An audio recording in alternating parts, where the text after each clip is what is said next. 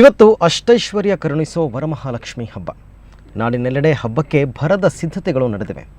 ವಿಶಿಷ್ಟ ಸಿಹಿ ತಿಂಡಿ ತಿನಿಸುಗಳೊಂದಿಗೆ ಲಕ್ಷ್ಮಿ ಸ್ವಾಗತಕ್ಕೆ ಮಹಿಳೆಯರು ಸಜ್ಜಾಗ್ತಾ ಇದ್ದಾರೆ.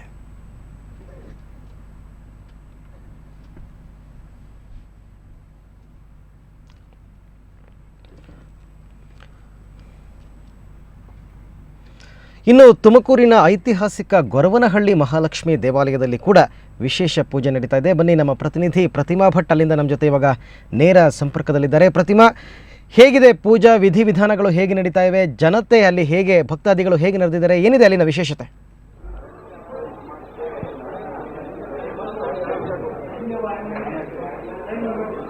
ನಿಜಕ್ಕೂ ಅರವಿಂದ್, ಇಲ್ಲಿ ಗೊರವನಹಳ್ಳಿಯಲ್ಲಿ ಬೆಳಗ್ಗೆಯಿಂದಲೇ ವರಮಹಾಲಕ್ಷ್ಮಿಯ ಸಂಭ್ರಮ ಮನೆ ಮಾಡಿದೆ ಅಂತಾನೆ ಹೇಳಬೇಕು. ಸುಮಾರು 5:45-6 ಗಂಟೆಯಷ್ಟು ಹೊತ್ತಿಗೆ ಇಲ್ಲಿ ಜನಸಾಗರವೇ ಇಲ್ಲಿ ನೆರೆದಿದೆ. ನೀವು ನೋಡ್ತಾ ಇರಬಹುದು ಇಲ್ಲಿರುವಂತಹ ಜನಸಾಗರವನ್ನ. ಗೊರವನಹಳ್ಳಿಯಲ್ಲಿ ಸಾಕಷ್ಟು ವರ್ಷಗಳಿಂದ ಇಲ್ಲಿ ನಡೆದುಕೊಂಡು ಬಂದಿರುವಂತಹ ಪ್ರತೀತಿ ಏನಪ್ಪಾ ಅಂತಂದ್ರೆ, ಈ ವರಮಹಾಲಕ್ಷ್ಮಿ ಹಬ್ಬದಂದು ಈ ಒಂದು ದೇವಸ್ಥಾನಕ್ಕೆ ಬಂದು ಭೇಟಿ ಕೊಟ್ಟಲ್ಲಿ ಅವರ ಇಷ್ಟಾರ್ಥಗಳು ಸಿದ್ಧಿಸುತ್ತೆ, ಅವರಿಗೆ ಸಂಪತ್ತು ಸಮೃದ್ಧಿ ಒದಗಿಸುತ್ತೆ ಅನ್ನೋ ಒಂದು ಪ್ರತೀತಿ ಇದೆ. ಹೀಗಾಗಿ ಸಾಕಷ್ಟು ಸಂಖ್ಯೆಯಲ್ಲಿರುವ ಭಕ್ತಾದಿಗಳು ಬೆಳಗ್ಗಿಂದಲೇ ಸಾಲಾಗಿ ನಿಂತು ಇಲ್ಲಿ ತಮ್ಮ ಇಷ್ಟಾರ್ಥಗಳನ್ನ ಸಿದ್ಧಿಸಿಕೊಳ್ಳಿಕ್ಕೆ, ಲಕ್ಷ್ಮೀ ದೇವಿಯ ಕೃಪಾಕಟಾಕ್ಷಕ್ಕೆ ಒಳಗಾಗಲಿಕ್ಕೆ, ಲಕ್ಷ್ಮೀ ದೇವಿಯ ದರ್ಶನಕ್ಕಾಗಿ ಇಲ್ಲಿ ಬರ್ತಾ ಇದ್ದಾರೆ. ಇಲ್ಲಿರುವಂತಹ ಭಕ್ತಾದಿಗಳನ್ನೇ ಮಾತನಾಡ್ಸೋಣ, ಅವ್ರು ಎಷ್ಟು ವರ್ಷಗಳಿಂದ ಇಲ್ಲಿಗೆ ಬರ್ತಾ ಇದ್ದಾರೆ ಅಂತ. ಸರ್, ತಾವು ಎಷ್ಟು ವರ್ಷದಿಂದ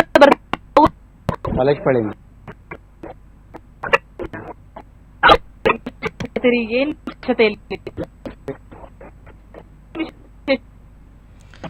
ಓಕೆ, ಗೊರವನಹಳ್ಳಿಯ ಮಹಾಲಕ್ಷ್ಮಿ ದೇಗುಲ ಅಂತಕ್ಕಂಥದ್ದು ಇತಿಹಾಸ ಪ್ರಸಿದ್ಧವಾದಂತಹ ಒಂದು ದೇವಾಲಯ. ತುಮಕೂರಿನ ಕೊರಟಗೆರೆ ತಾಲೂಕಿನಲ್ಲಿ ಇರತಕ್ಕಂಥ ದೇವಸ್ಥಾನ ಇದು. ಬೆಂಗಳೂರಿನಿಂದ ಸುಮಾರು 80 ಕಿಲೋಮೀಟರ್ ಆಗುತ್ತೆ, ತುಮಕೂರಿನಿಂದ ಒಂದು 30 ಕಿಲೋಮೀಟರ್ ಆಗ್ತಕ್ಕಂಥದ್ದು. ಆದರೆ ದೇಶದ ಎಲ್ಲ ಭಾಗಗಳಿಂದಲೂ ಜನತೆ ಇಲ್ಲಿಗೆ ಬಂದು ತಮ್ಮ ಇಷ್ಟಾರ್ಥ ಸಿದ್ಧಿಗಾಗಿ ದೇವರಲ್ಲಿ ಮೊರೆ ಇಡ್ತಾರೆ. ಅದರಲ್ಲೂ ಪ್ರತಿ ಶುಕ್ರವಾರ ಇಲ್ಲಿ ಅತ್ಯಂತ ವಿಶೇಷವಾದಂತಹ ಪೂಜೆ ನಡೆಯುತ್ತೆ. ಮತ್ತು ಬರ್ತಕ್ಕಂಥ ಭಕ್ತಾದಿಗಳಿಗೆ ಇಲ್ಲಿ ಅನ್ನ ಸಂತರ್ಪಣೆ ಕೂಡ ಪ್ರತಿನಿತ್ಯ ನಡೀತದೆ. ಹಾಗೆಯೇ ಪ್ರತಿನಿತ್ಯ ಸಾಕಷ್ಟು ಜನ ಇಲ್ಲಿಗೆ ಬರ್ತಾರೆ.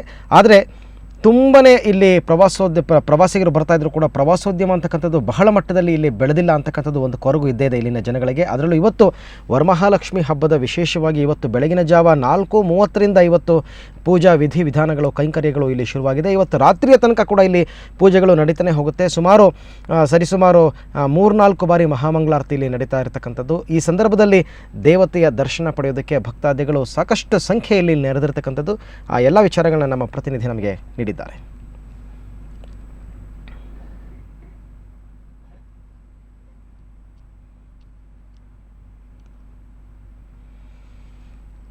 ಇವತ್ತು ಅಷ್ಟೈಶ್ವರ್ಯ ಕರುಣಿಸ್ತಕ್ಕಂಥ ವರಮಹಾಲಕ್ಷ್ಮಿ ಹಬ್ಬ.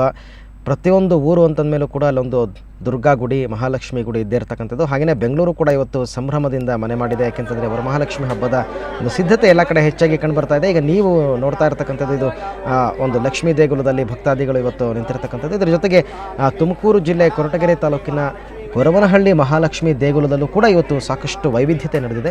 ಇಲ್ಲಿನ ವಿಶೇಷ ಅಂತಂದರೆ ಇಲ್ಲಿನ ಲಕ್ಷ್ಮೀ ವಿಗ್ರಹ ಏನಿದೆ ಇದು ಸ್ವತಃ ಮೂಡಿರ್ತಕ್ಕಂಥ ಒಂದು ವಿಗ್ರಹ, ಯಾರು ಕೆತ್ತಿರ್ತಕ್ಕಂಥ ವಿಗ್ರಹ ಅಲ್ಲ ಅಂತಕ್ಕಂಥ ಒಂದು ಪ್ರತೀತಿ ಇದೆ.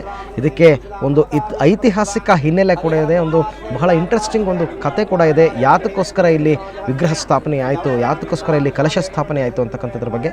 ಹಾಗೆಯೇ ಇವತ್ತು ಕೂಡ ಇಲ್ಲಿ ಸಾಕಷ್ಟು ಸುಮಾರು ಸಾವಿರಾರು ಸಂಖ್ಯೆಯಲ್ಲಿ ಭಕ್ತಾದಿಗಳು ಆಗಮಿಸ್ತಾರೆ. ರಾತ್ರಿ ತನಕನೂ ಕೂಡ ಇಲ್ಲಿ ವಿಶೇಷ ಪೂಜೆ ಪುನಸ್ಕಾರಗಳು ನಡೀತಾನೆ ಇರುತ್ತೆ.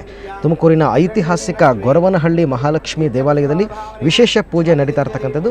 ಮತ್ತು ವರಮಹಾಲಕ್ಷ್ಮಿ ಹಬ್ಬದ ವಿಶೇಷ ಅಂತಂದರೆ ಇಲ್ಲಿ ಕಲಶ ಸ್ಥಾಪನೆ ಮತ್ತು ಪೀಠ ಪೂಜೆ ಅಂತಕ್ಕಂಥದ್ದು ಬಹಳ ಮುಖ್ಯ.